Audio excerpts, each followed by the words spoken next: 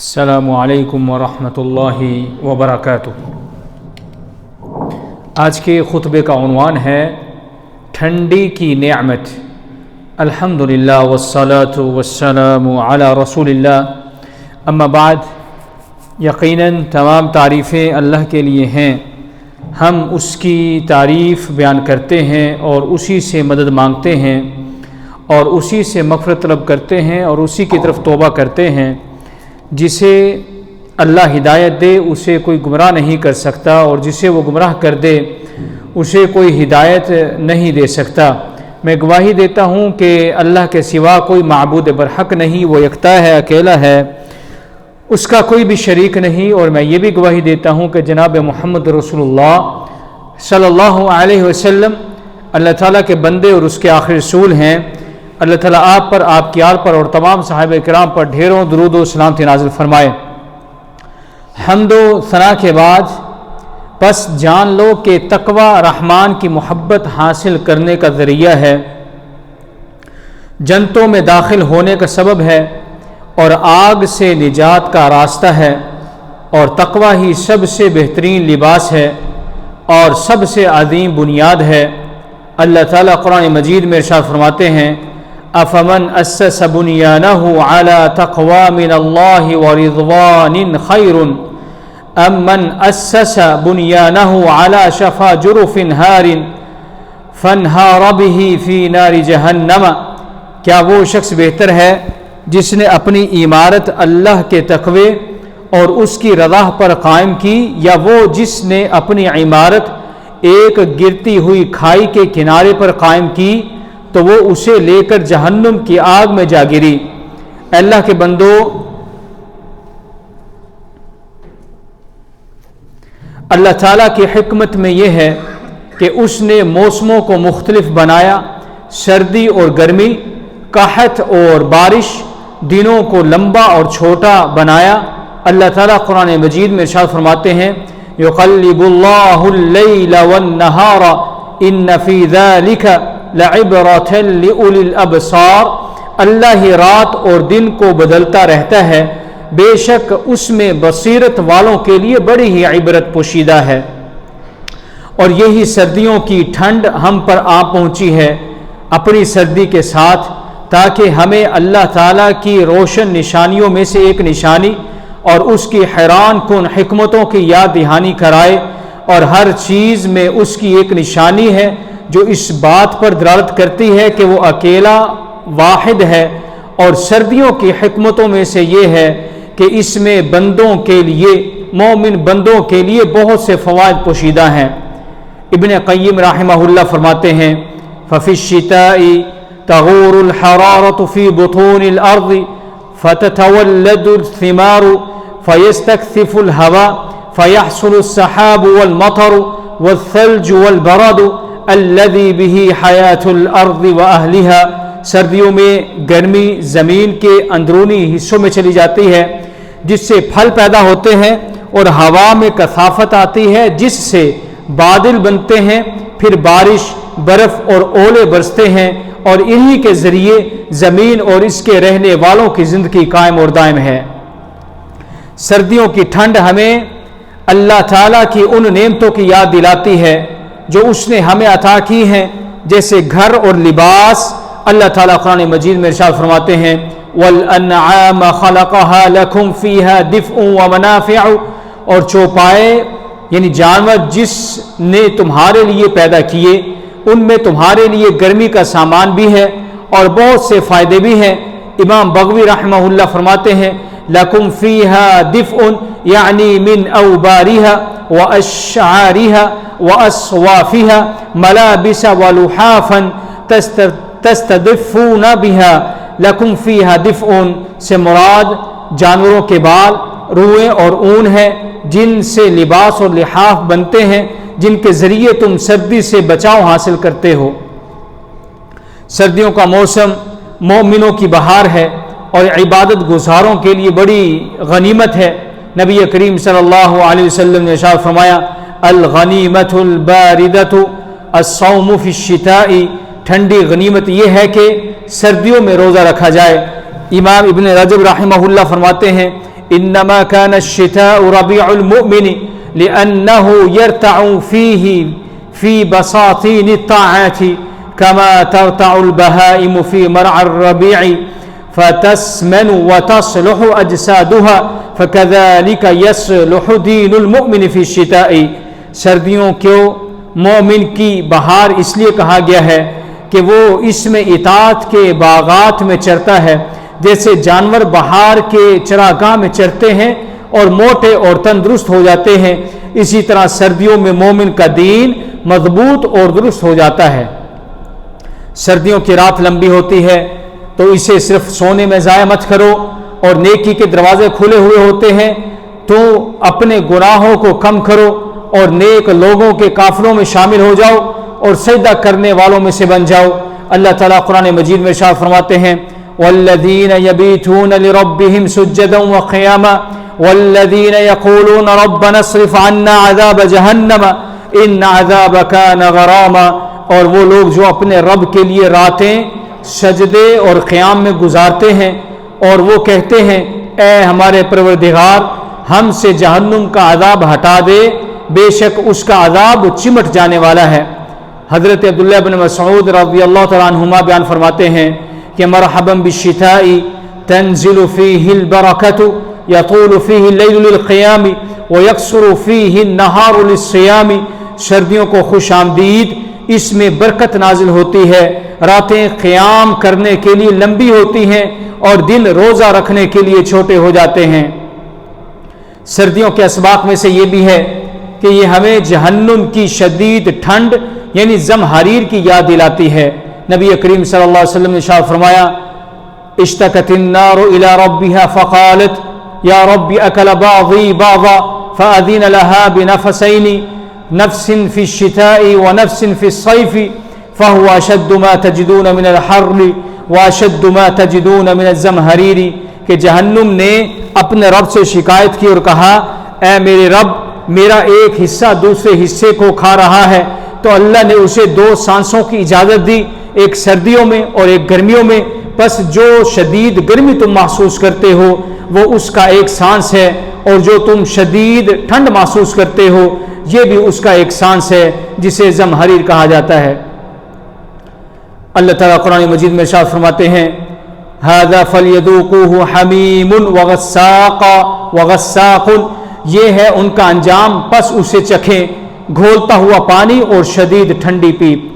حضرت عبداللہ بن عباس رضی اللہ تعالیٰ عنہما بیان فرماتے ہیں الغساق هو الزمہریر یحرقهم ببردہ کما تحرقهم النار بحرها.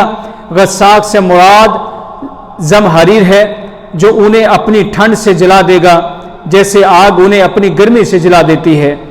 سردیوں میں اللہ کی بہت بڑی نشانیاں ہیں، بارشیں، کڑک دار بجلیاں، گرج، چمک، برف، اولے، ہوائیں اور طوفان. ان تمام نشانیوں میں مومنوں کے لیے نصیحت ہے اور غور و فکر کرنے والوں کے لیے عبرت. بعض صالحین فرماتے ہیں ما رأیت الثلج یتساقط الا تذکرت تطائر الصحف فی یوم الحشر والنشر. میں نے جب بھی برف کو گرتے ہوئے دیکھا تو مجھے قیامت کے دن نامہ اعمال کے اڑنے کا منظر یاد آ گیا. سردی میں وضو کرنا گناہوں کو مٹا دیتا ہے اور درجات کو بلند کر دیتا ہے. نبی کریم صلی اللہ علیہ وسلم نے ارشاد فرمایا الا ادلکم علی ما یمحو اللہ به الخطایا ویرفع به الدرجات قالوا بلا یا رسول اللہ قال اسباغ الوضوء علی مکارہ. کیا میں تمہیں ایسی چیز کی خبر نہ دوں جس کے ذریعے اللہ گناہوں کو مٹا دیتا ہے اور درجات کو بلند کر دیتا ہے؟ صحابہ نے عرض کیا کیوں نہیں یا رسول اللہ؟ تو آپ صلی اللہ علیہ وسلم نے ارشاد فرمایا ناگواری کے وقت یعنی سختی میں پورا وضو کرنا. سردیوں کی ناگواریوں میں سے ایک بات سردی کی بیماریاں بھی ہیں، اور یہ ان لوگوں کے لیے گناہوں کا کفارہ بنتی ہیں جو ان پر صبر کریں. نبی کریم صلی اللہ علیہ وسلم نے ارشاد فرمایا ما لکی یا ام السائب تزفزفین ای ترتعدین فقالت الحمى لا بارك الله فيها فقال صلى الله عليه وسلم لا تسب الحمى فإنها تذهب خطايا بني آدم کما یذہب الکیر خبث الحدید، اے ام صاحب تم کیوں کانپ رہی ہو، یعنی کیوں لرز رہی ہو؟ انہوں نے کہا بخار ہے، اللہ اس میں برکت نہ دے۔ تو نبی کریم صلی اللہ علیہ وسلم نے ارشاد فرمایا بخار کو برا مت کہو، کیونکہ یہ بنی آدم کے گناہوں کو اس طرح دور کر دیتا ہے جیسے بھٹی لوہے کی میل کو دور کر دیتی ہے۔ سردیوں کے موسم میں مسلمان اپنی راحت کو چھوڑتا ہے اور اپنے نفس سے اپنے بستر پر کشمکش کرتا ہے تاکہ نماز فجر کے لیے کھڑا ہو، سخت سردی اور نیند کے غلبے کے باوجود، کیونکہ وہ جہنم کی سردی سے ڈرتا ہے اور اللہ واحد و قہار کی رحمت کی امید رکھتا ہے۔ اللہ تعالیٰ قرآن مجید میں ارشاد فرماتے ہیں تتجافى جنوبهم عن المضاجع يدعون ربهم خوفا وطمعا، ان کے پہلو بستروں سے الگ رہتے ہیں، وہ اپنے رب کے خوف اور امید کے ساتھ پکارتے رہتے ہیں۔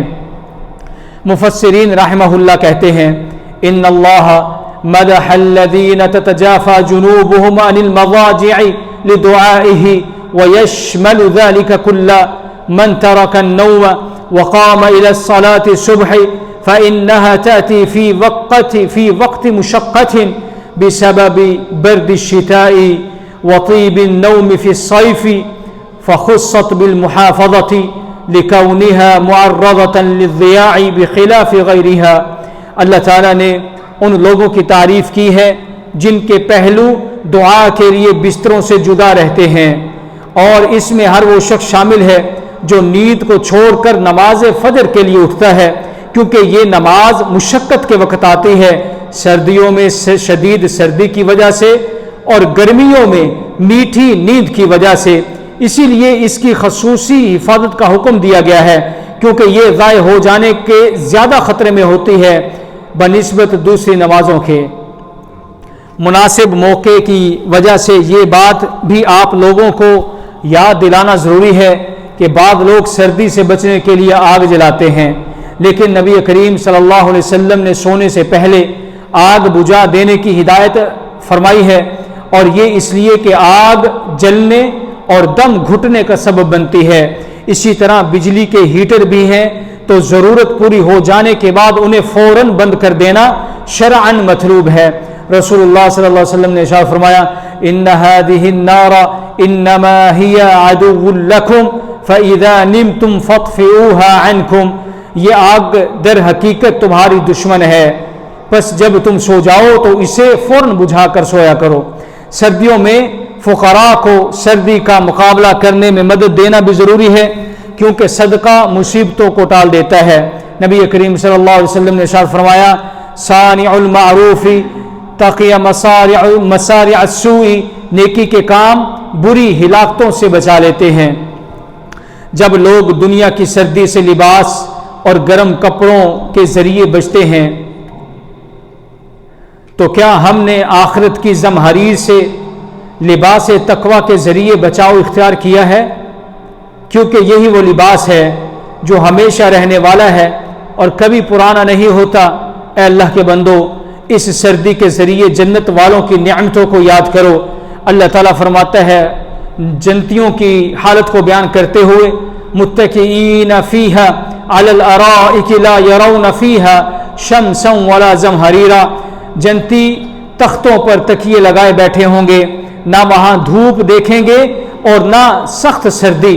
ابن کثیر رحمہ اللہ ارشاد فرماتے ہیں ای لیس عندہم حر مزعج ولا برد مؤلم بل ہی مزاج واحد دائم سرمدی لا يبغون عنها حولا، یعنی وہاں نہ تکلیف دینے والی گرمی ہوگی جنت میں اور نہ درد پہنچانے والی سردی ہوگی، بلکہ ایک معتدل یکساں اور دائمی کیفیت ہوگی جس سے وہ کبھی ہٹنا نہیں چاہیں گے۔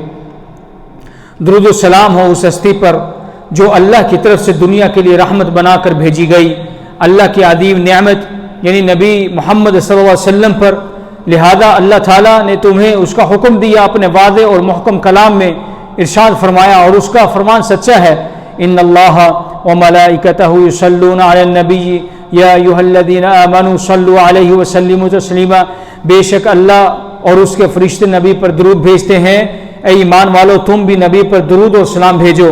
اے اللہ اپنے نبی محمد صلی اللہ علیہ وسلم پر رحمت سلامتی اضافہ اور برکت نازل فرما۔